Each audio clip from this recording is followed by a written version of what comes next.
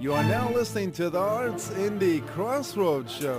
Here's Suk Yen Lee, host for CBC's Definitely Not the Opera and former VJ for Much Music. I just Googled Nick Panu, pretending you're Marlon Brando and you're asleep on you're asleep on your laptop.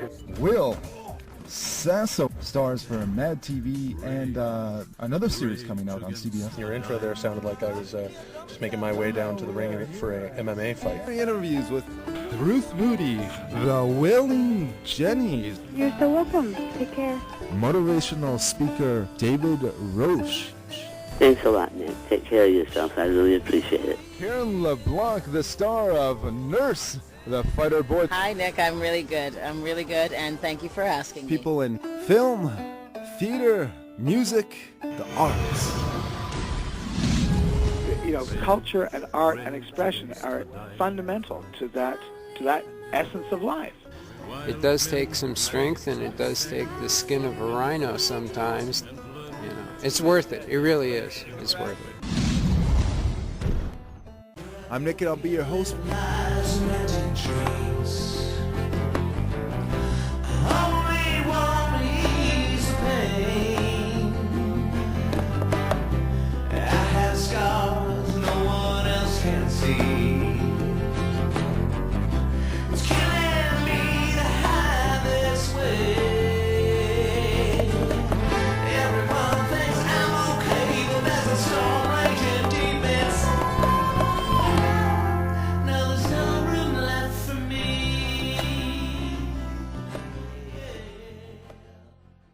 So this is segment 1 on Artsindy Crossroads of our monthly, I guess we'll have our Speaker's Corner with Steve Stone. Corner. The Cornerstone. There the Cornerstone with Steve Stone. Monthly on the Artsindy Crossroads show. Yeah, we're sitting here with Steve Stone. We kind of got our monthly corner, I guess you can call it, with Steve Stone. Hey, I'm happy to do it. Absolutely. Cheers, brother. Yes, Steve, you have a new album you're working on, and yeah, so I always have a new album I'm working on. I don't know when it ever comes in, but I got new songs I'm recording for sure right now. I did a little compilation album last year. You can find it, I think, on CD Baby, and it's called Steve Stone, Find the Light or Fade Away, and a few other gems. So I have a couple of the new songs on there, and a few of the old Cosmic Heroes songs are on there, and a couple of unreleased back in the Cosmic Heroes days. On your upcoming album, yeah, for this week we'll talk about What Else Could I Be? You're talking about No Room Left for Me. Oh, sorry. Yeah, no we were room. listening to a couple of songs. I get them confused too, my friend. No worries. No Room Left for Me. So this is something you actually worked on a few years back. And then, yeah, just started working on now and completed. Wow, it sounds really great. Cheers, thank you. Yeah, why don't we just delve right into it. One of the lines in this song that really stands out to me is, "Scars no one can see." And we were talking about this a little bit before the interview. Yeah. When you write, you're very introspective. I tend to kind of look inside when I'm writing lyrically, and sometimes it's a blessing, and sometimes it's a mind bleep. You know, when you're trying to find just the right words to whatever you're trying to express, that's going to make that marriage of the lyricism, the poetry, and the melody and the musicality all kind of get together. And it's just one of those things. Sometimes it flows, and sometimes it's a bit of work. And it's I think we talked about this before. It's extremely cathartic, regardless.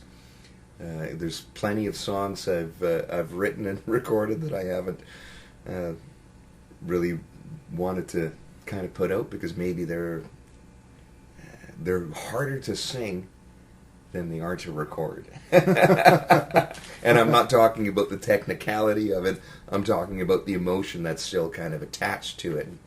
I'm having a great deal of fun finding new ways to look at anything I've written recently as from different angles and aspects. And that's another thing I kind of look at with when I listen to not just new music, but when I revisit old music, by other artists. I'm not talking about myself all the time, and the only time I get to brag is when I'm hanging out with you, right?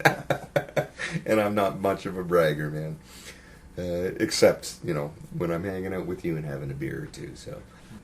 Yeah, I don't know if I'm pigeonholing your music, but I'm sorry if I'm doing that, but when I listen to it, it reminds me of like a John Lennon track. So, were you a huge John Lennon a John Lennon felon? Yeah, I kind of was, man. No, John Lennon fan. Yeah. Oh, huge John Lennon fan. Oh my God, yeah. I became I'm a huge Beatles fan all around, and that's just that. I think that music is just kind of part of my DNA with when I grew up, and just like any musician probably around this the same time when we were all growing up. I mean, that's the Beatles were there when I was born, and damn it, it was an awesome influence. Absolutely.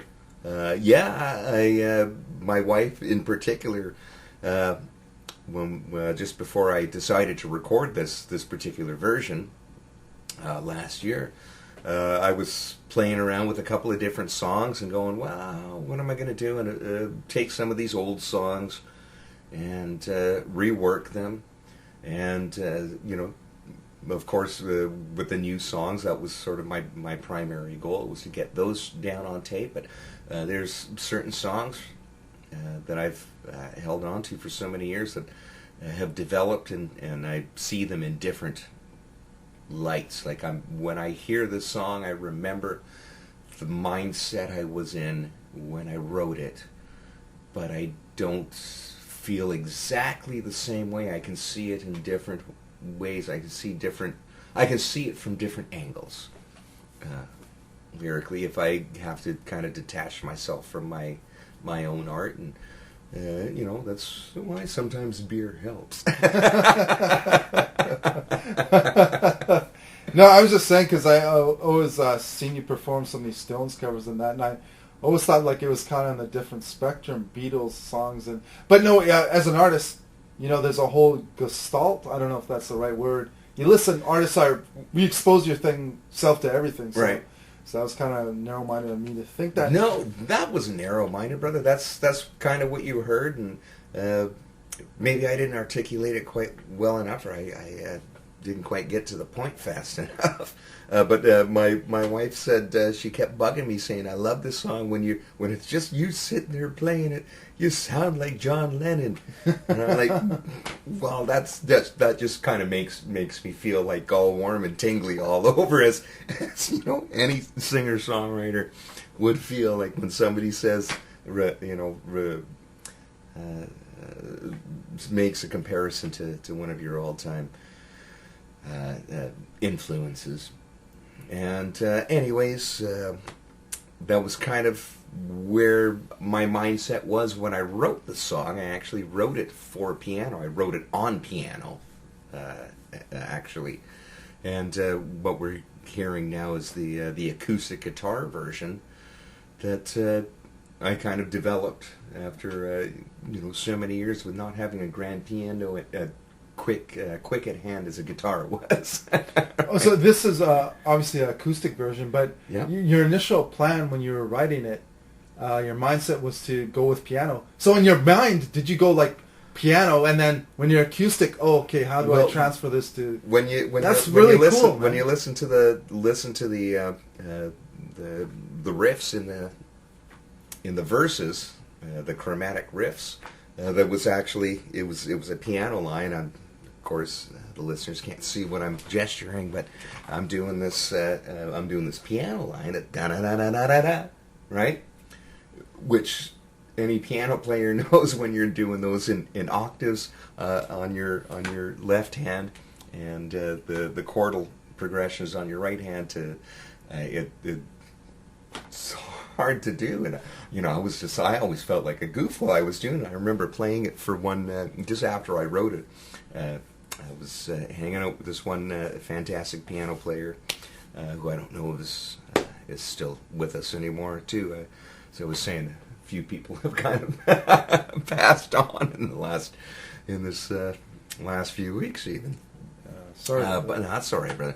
But I was playing it for my friend at that time, and he was like, it's to talk about a piano player. This cat was absolutely astoundingly amazing, jazz player. And I'm playing the song, and I'm just feeling like a hack as I'm hacking away this new song I've just written. It was probably about a year old or something at that time, but I digress. He looks at me at the end of the song and he goes, "Man, you're a really good piano player." I was like, "What? Is this, you know how hard it is to do those runs?" Like, well, okay, that's always a good thing. I when I sit at a piano, to kind of brush up on my chops because I'm incredibly rusty now. I think of moments like that and good people I've been around, great, fantastic musicians who've always given me the same sort of encouragement that I like to give to young artists as well. And I've seen that. I can vouch for you. Listeners, that's what Steve does. Thanks for vouching, brother. No, I like to encourage people to just explore what they're hearing and feeling musically, and find their own voice. Yeah, I'm winding down the interview. The song "No Room Left for Me." If it's okay to delve into this a little bit, it came from obviously a dark place, right? Well, which a lot of art does, but this one in particular. It was like, as I was saying before, that introspective moment and kind of what's going around around your own personal universe at that time, with people, places, and sometimes substances of sorts. Okay. And yeah, it was just, I actually, when I wrote that song, I had the melody idea and that piano idea, as I was saying before, but it was just one of those moments where lyrically it came out, and it was just on the paper, and I was like, what is this? Is this a song, or is this?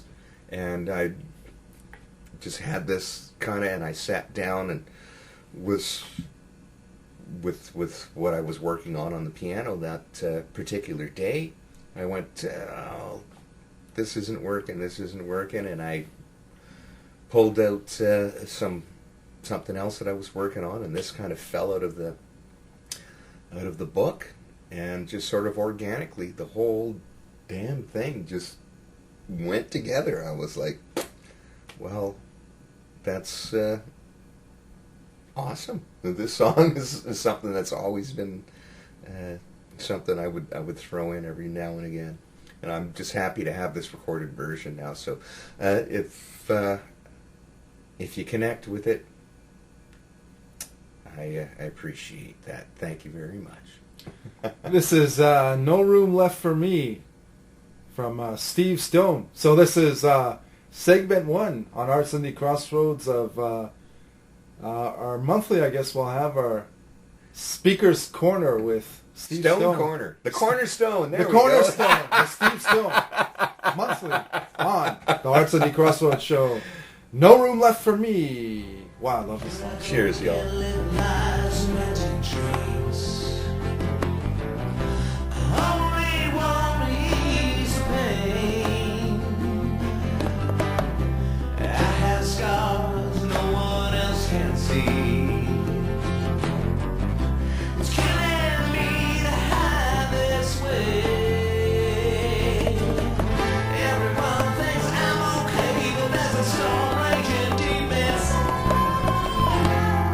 Now there's no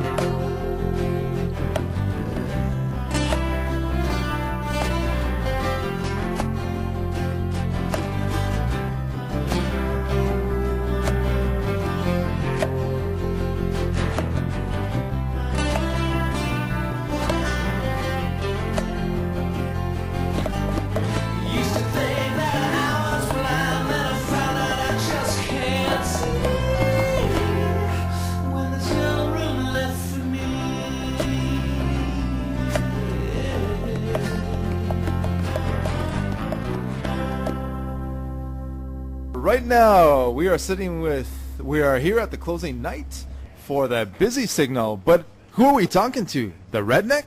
The jock? The hypocrite cop who tries to promote not drinking but loves drinking? Or are we speaking to Brian Calvert? Right now we're going to be Brian Calvert, straight up Brian, the man behind all of these ridiculous identities, all of my multiple personalities. Coming out, going to put them aside. You get the real deal. Multimedia event here at the Tipper restaurant, the Busy Signal. Yeah, very engaging, talking to different audience members, the different scenes, the different skits, the different characters. Starting off, just like to put it out there, ask you, how long was the process for coming up for the script? It is very much a dynamic process where I decided to do the show, and the multimedia shows have always contained video, but the video hasn't necessarily been always created specifically for the show. In this case, I think 3 of the 5 pieces were kind of, okay, there's a show, we're going to do that, and we're going to show these things. But a lot of the times it's just, I see this vision, I want to do this piece, it might be funny, it might not, let's follow through with it, and then this is an avenue to show it live and get people's feedback as opposed to just throwing it online and hoping somebody comments type thing.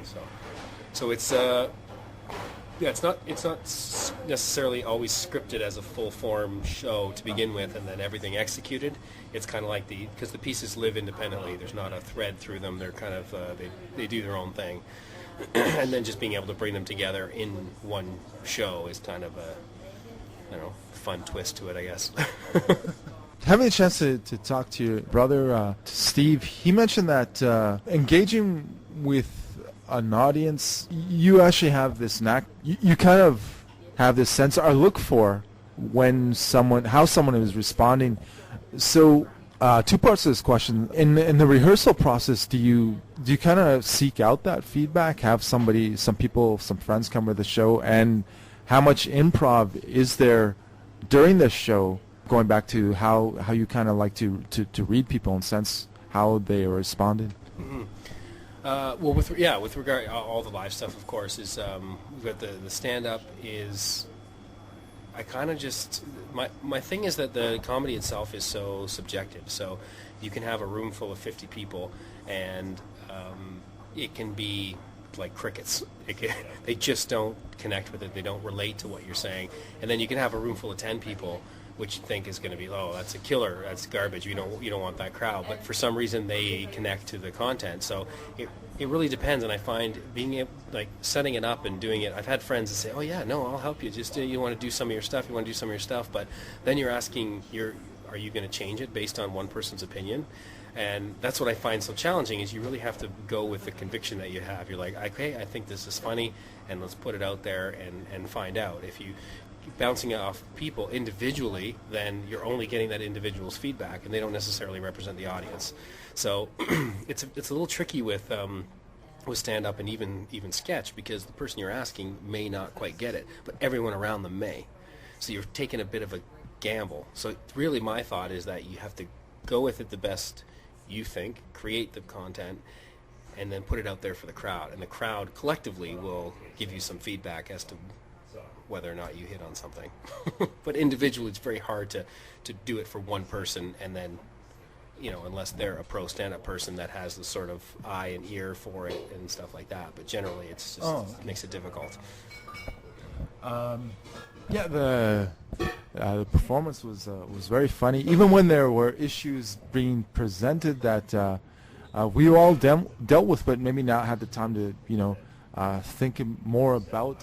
Were these issues that you kind of had for a while that maybe you really had the chance through this performance to really put out there, like as example of how the hospitals, some of the staff are overworked, like in one of the skits, your character is his wife was bitten by a dog, but the nurse thinks your wife is the lady who's expecting a baby, and she's been working through 3 shifts, and she falls asleep while she's talking to you, standing there. And were those kind of things you've been? Were those things you actively made a conscious effort to put out in a performance like this? Generally, there's not. I try to kind of go for the light stuff in a way, and it's not that I'm not thinking that way or contemplating things in a sort of more academic fashion, but again, it comes down to whether the audience is going to get it. I mean, I could do a whole thing on U.S. politics, but if people don't follow U.S. politics, then it's going to fall on its face. So that particular doctor sketch you're talking about, Beth wrote, my cohort in this project, and it kind of evolved into that, where I think she wrote it thinking that it's just kind of that, the doctor, they work a lot and stuff, but then we started talking about it, it's sort of like, yeah, these residents do work a ridiculous number of hours that really shouldn't be, they shouldn't be looking after patients, and they probably in a lot of cases are using some sort of stimulant and stuff to stay awake, whether it be just a bunch of Red Bull or whether they have access to pharmaceuticals. I mean, but that and it ends up being a reflection on our sort of healthcare system. But I don't think that the impression I got was that Beth wasn't writing it initially for that kind of message, but then when we sort of discussed it and worked it on stage and developed it, it became very clear that that's kind of where it's coming from in terms of the truth of the sketch, because they all kind of have to have some kind of truth to them, even if you're exaggerating it, in order for the audience to relate to it. And I think that's kind of where that came from. A multimedia event combining live theater with film. Talking to some of the patrons, they actually find it more engaging this way than having it exclusively theater. How did you come up with this idea of, or what motivated you to have, have shows like this where you have the live theater with a combination of film? Well, it all came up with something, the previous kind of 4 shows that we had done here, but I think it's kind of in the grand scheme of things, it's more about our generation. I'm kind of at that point where I'm sort of at the I guess kind of the beginning cusp of the sort of YouTube generation. It's only been around for 5 years, but people that are older than me aren't nearly as engaged, and people that are younger than me are way more connected. So I've just caught enough of it to understand that this is how I start to like to get my media. I don't sit in front of the TV. I don't show up at 8 p.m. on a Thursday for anything anymore. And there's so many ways that it's being delivered differently. And the idea of being able to make these kind of short video sketches was so much more appealing to me, and it was a matter of saying, okay, well, how can we get an outlet for this where we can put it in front of a live audience instead of just throwing it online and then hoping for a comment here and there. So and just naturally having the live form, people could just sit at home and watch videos themselves in their comfort of their own home, which is the whole DVD versus theater versus streaming type of debate. So it seemed like if we could bring people out with the idea of it being theater, but instead of it being kind of theater that people normally wouldn't engage in, especially younger people, because they're so used to the sort of digital media, is that we'll give them some of that. We integrate this into it because we understand it, because we're part of that group. So it was pretty easy to do. I mean, it wasn't done because it was needed or we wanted to engage people. It was already being done by us, and it was like, here's another outlet. We can just show it to these people and mix it up a bit and sort of break the monotony that some people, younger people might see theater as this kind of stagnant. It's one set. They see the actors over and over again and stuff like that. And this way, it's just a little bit. It's far more dynamic to have the two things together. So. And doesn't seem to be a ton of it going on. Tear the Curtain, that was going on at Arts Club Theatre, did that quite well, where they brought in both mediums. But generally, when you see a big theatrical production, it is like the biggest multimedia aspects you get is you get a sort of music. You get music and sound effects and stuff with the live action.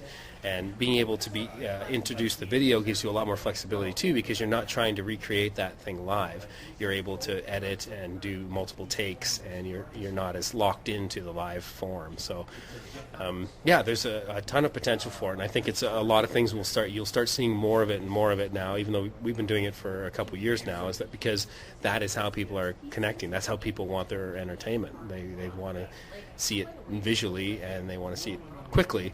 And being able to give them both forms, of course, makes it more interesting to me. It's kind of neat. You had all these different skits, these different characters, And again, going back to the audience members, they mentioned that how the transitions, although the skits were different, the issues were different, you kind of made it so the transitions you had, that it was natural. We were able to adapt and engage, be entertained by the skit that was coming after. So is that something that came natural for you and other members of the cast when you first went about this, the transitions or was the conscious thing that you worked on to have in there so it would all work? You definitely spend a bunch of time trying to figure out what the order, the sort of set list is going to be. Sometimes there's real obvious fits. So if there's a stand-up piece, that topic that can easily set up a sketch. This time it was a bit different because, like I said, it's not a matter of it wasn't a whole scripted show and then it's like, okay, let's go execute the video, let's write these pieces, let's do whatever. It was more of a, okay, I want to do these video pieces, I want to do these stand-up pieces, and let's write a couple sketches that we can do in between so that there's a lot of variety. So I think it must have just kind of worked out in this case that way where it flowed smoothly. When we did the project series stuff, we intentionally tried to sort of set it up so it had that kind of natural sense, so it wasn't so jarring, and it wasn't because you sort of run that risk, of course, going from different mediums, is that people are going to kind of be like, whoa, what happened? Is this related to that, and this is related to that? But they seem to pick up very quickly with the way that we've got it, that these are sort of independent pieces, and being able to sort of lead into them with the stand-up and introduce the video pieces makes it much better because you can kind of give them a little bit of backstory and kind of catch them up, so it's not just a quick slap in the face and then you have to orient yourself as to what you're watching. So in this case, I guess it worked well. maybe we lucked out. I don't know. And also, Beth Gardner was one of the other performers in this production with you, and she wrote one of the skits in The Busy Signal. Is there a chance that you will both be working together again in the future? Well, we've worked together a bunch. We did Go Away's sketch that we used in Project WTF.